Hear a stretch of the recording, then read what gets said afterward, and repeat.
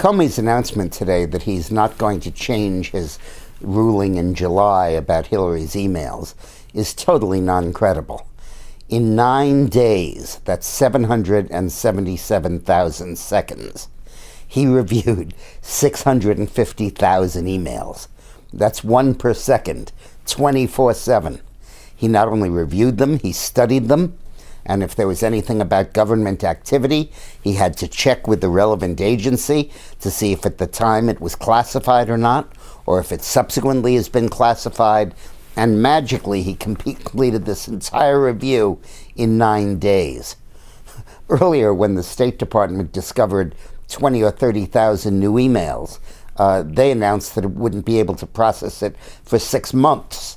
And somehow, magically, this got done. I don't think it has any credibility. And remember, the Democrats have pulled this kind of garbage a lot. It's kind of part of their playbook. In yesterday's history video, I spell it out. In the year 2000, all of a sudden, 4 days before the election, they discovered that George W. Bush had had a DUI 20 years before and had pleaded guilty to it. And in 1992, 4 days before the election, the Democratic special prosecutor announced that he was going to indict Cap Weinberger, George Bush's Secretary of Defense, in the Iran-Contra probe. This is part of their playbook. And of course, then you have Benghazi, where they insisted it was not a terrorist attack right up through the election.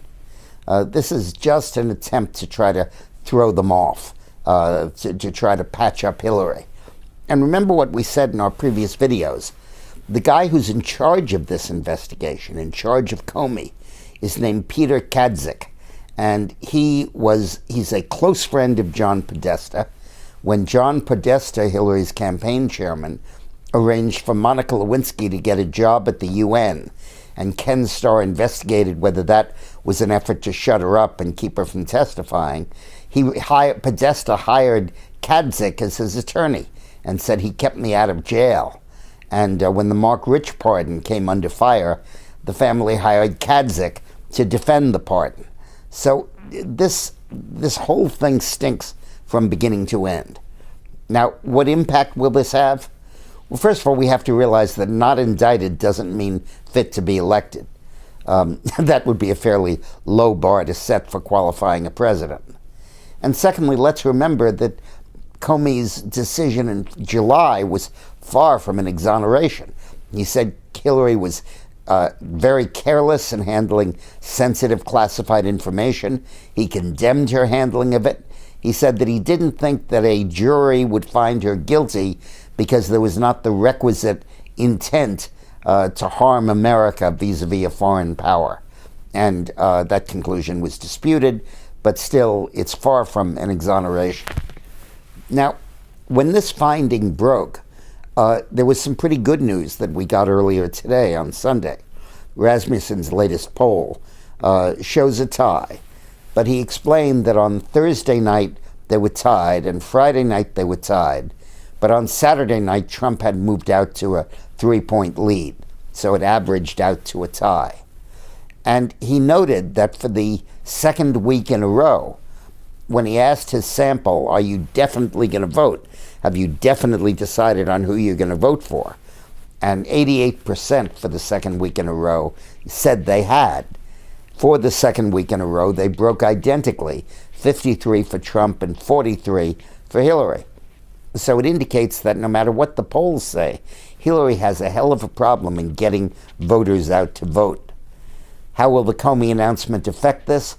Well, an exoneration from a criminal charge is scarcely a reason to elect a president. And I think there may be a backlash among Trump supporters, almost guaranteeing that they come out to vote. Remember, Rasmussen has asked people in several different polls, do you think Hillary deserved to be indicted? And 56% said yes. So with that environment, the exoneration from Comey is going to fall on very cynical and very skeptical ears. And I would not be surprised if he does not accomplish the objective of electing Hillary Clinton. On the other hand, this race is way too close to make a prediction. The latest poll out of Florida shows a dead flat tie. And there's just no way that we can predict it because we have no way knowing who's going to vote. It is equally likely that Hillary scores a narrow victory and that Trump scores a smashing victory. We just don't know. We'll talk a little more tomorrow at the Lunch Alert, and then probably a special tomorrow afternoon, and then we'll see each other Tuesday morning and then Tuesday night. Thanks a lot. It'll be the Late Late Show on Tuesday night. Bye-bye. Thanks for watching.